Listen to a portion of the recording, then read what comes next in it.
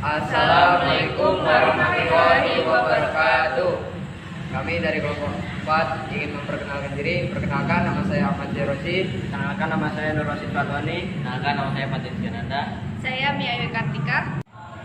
Di sini kami akan memperlihatkan video materi mengenai algoritma dan pemrograman. Bagaimana videonya? Simak berikut ini. Baik, assalamualaikum warahmatullahi wabarakatuh. Perkenalkan, nama saya Ahmad Jerosi. Di sini saya akan menyampaikan materi mengenai algoritma dan pemrograman. Pengertian algoritma dan fungsi algoritma. Dalam matematika dan ilmu komputer, algoritma adalah rangkaian terbatas dari instruksi-instruksi yang rumit yang biasanya digunakan untuk menyelesaikan atau menjalankan suatu kelompok masalah komputasi tertentu. Kemudian, fungsi algoritma tersendiri yaitu penting dalam pembuatan algoritma komputer dengan mengubah permasalahan ke bahasa pemrograman. Konsep algoritma dalam dituangkan bahasa pemrograman sehingga menjadi program komputer yang bisa digunakan banyak orang. Kemudian ada diagram alir. Diagram pemrograman sangat dikenal dengan diagram alir yang digunakan untuk membantu analisis dan programmer untuk memecahkan masalah dalam pemrograman. Diagram alir adalah gambaran secara grafik yang terdiri dari simbol-simbol dari algoritma dalam suatu program yang menyatakan arah dari alur program. Diagram alir adalah dasar dari pemrograman, mulai dari pemrograman bahasa tingkat rendah sampai bahasa pemrograman tingkat tinggi. Kemudian bisa dilihat simbol-simbol diagram alir berikut. Yang pertama yaitu terminator.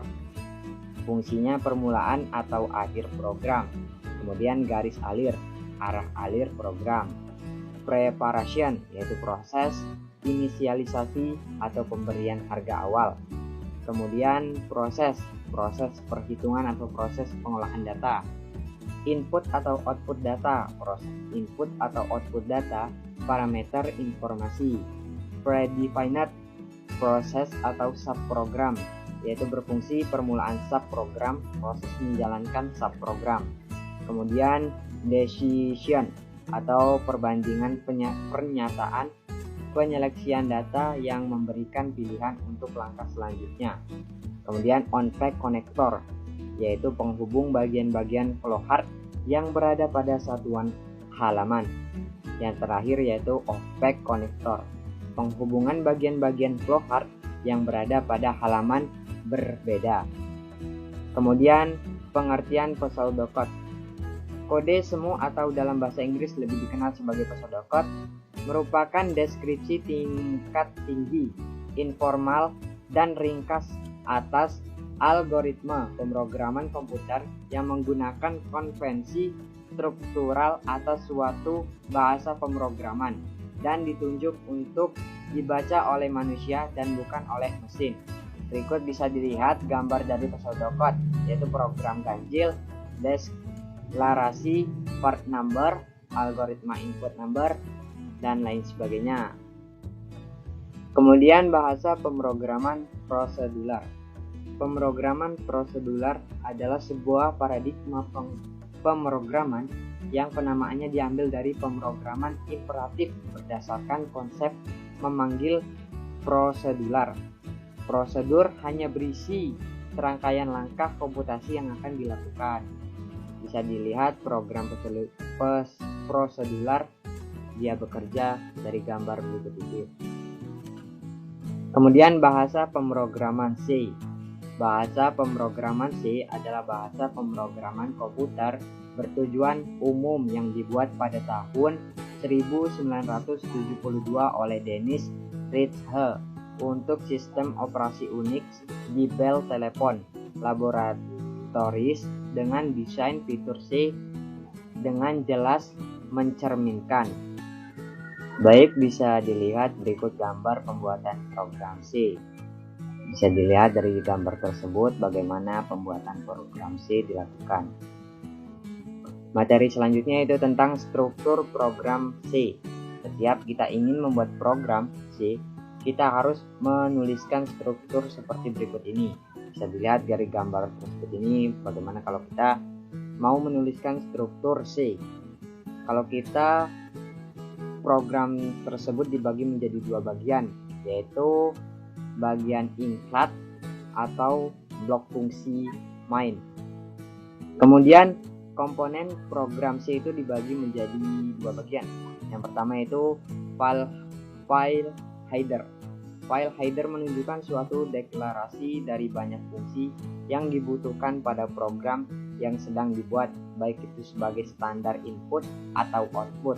File header ini sangat penting agar pemrograman C dapat digunakan secara baik dan benar. Contoh dari file header adalah iostream, Studio, Windows, dan lain sebagainya. Kemudian yang kedua yaitu fungsi utama. Setiap program yang ditulis dengan bahasa pemrograman C harus mendeklarasi fungsi utama seperti main, sistem, dan share. Fungsi utama tersebut dipanggil pertama kali ketika program dieksekusi. Baik, materi selanjutnya yaitu mengenai struktur keputusan if-else. Dalam bahasa pemrograman, sebuah struktur logika untuk membuat percabangan alur program. Dengan menggunakan struktur if, kita dapat mengatur bentuk perintah yang harus dijalankan atau tidak tergantung kepada kondisi persyaratan. Bisa dilihat dari gambar awalan if-else berikut ini. Mungkin cukup sekian presentasi yang dapat saya bawakan. Materi selanjutnya akan dibacakan oleh rekan saya. Assalamualaikum warahmatullahi wabarakatuh.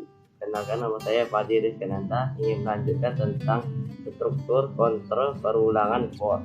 Apa itu struktur pengulangan for? Struktur for pada umumnya digunakan untuk melanjutkan pengulangan yang banyak sudah pasti atau sudah diketahui sebelumnya. Dalam pengulangan for, kita harus menentukan nilai awal pengurangan dan nilai akhir pengurangan. Proses pengurangan akan terus dilakukan selama kondisi loop bernilai true. Berikut contoh gambar kontrol pengurangan for. Materi selanjutnya yaitu tentang pengertian proghar. Proghar ialah sebuah diagram atau bagan yang terisi atas simbol-simbol yang menggambarkan urutan proses algoritma secara runtun dan detail, beserta hubungan antara satu proses dengan proses lainnya. Selain itu, proghar juga menggambarkan proses yang ada dalam satu program secara jelas dari awal hingga proses selesai. Dalam proghar terdapat beberapa macam simbol dan jenis proghar itu sendiri. Kita contoh penerapan pada beberapa kasus yang ada. Selanjutnya yaitu beberapa simbol proghar sesuai dengan pengertian proghar sebelumnya, dan karena proghar menggambarkan proses yang berjalan, maka dalam proghar terdapat simbol yang mewakili proses tersebut. Dalam proghar dikenal sebagai simbol berikut. Simbol terminator merupakan simbol untuk mengawali atau mengakhiri program. Setiap proghar harus diawali dan diakhiri dengan simbol ini. Simbol input atau output. Simbol ini menggambarkan masukan atau keluaran dalam program. Garis aliran program menggambarkan aliran program. Simbol proses menggambarkan proses yang ada dalam program. Decision atau percabangan. Simbol ini menggambarkan pilihan selanjutnya dari kriteria yang ada.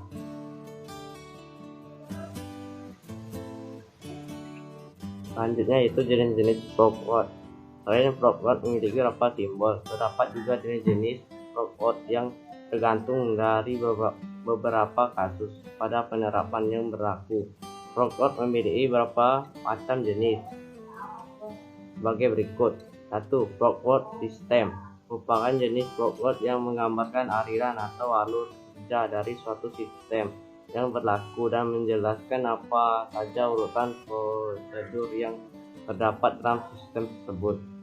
2. Progout dokumen. Progout jenis ini menggambarkan alur laporan, formulir, dan dokumen yang ada. 3. Progout sinematik. Progout jenis sinematik hampir sama dengan progout sistem, namun terdapat sedikit perbedaan pada simbol yang digunakan. Progout sinematik menambahkan simbol komputer dari perangkat lainnya untuk memudahkan membaca bahkan alir yang agak sulit dimengerti hanya dengan simbol progout umumnya. 4. Progout program. Progout program menggambarkan aliran proses dalam sebuah program. Progout ini berada di bawah atau bagian dari progout sistem. Contoh penerapan layout. Kami memberikan contoh penerapan layout program berikut yang secara sederhana berfungsi untuk menentukan keliling suatu bangun datar biasa seperti pada gambar berikut. Penjelasan. 1. Mula-mula progout diawali dengan simbol terminator mu. 2. Kemudian pada progout terdapat simbol input untuk menginputkan panjang dan lebar, disimbolkan dengan P dan mulai. 3. Proses utama perhitungan keliling dilanjutkan dengan rumus K bagi 2 kali P plus 1 per 2 kali jumlah panjang dan lebar. Nilai keliling masukkan ke dalam suatu variabel huruf K. 4. Setelah proses selesai, hasil akhir keliling akan ditampilkan output pada program. 5. Proses perhitungan keliling sukses. Penutup coding dan pemrograman. Coding adalah kegiatan menulis sekumpulan kode untuk berkomunikasi dengan komputer. Dengan kode itu, kita dapat meminta komputer untuk menjalankan suatu hal sesuai instruksinya. Misalnya, membuat website, menyusun aplikasi, memproses data, atau hal yang berkaitan dengan teknologi lainnya. Tujuan coding untuk apa? Coding dapat membantu meningkatkan keterampilan matematika, pemikiran logis, skill analisis, berpikir kreatif, dan masih banyak lagi. Inilah kode penutup pada pemrograman. Presentasi yang dapat kelompok kami sampaikan, lebih dan kurangnya kami mohon maaf. Kami akhiri, wabillahi taufiq wal hidayah. Wassalamualaikum warahmatullahi wabarakatuh.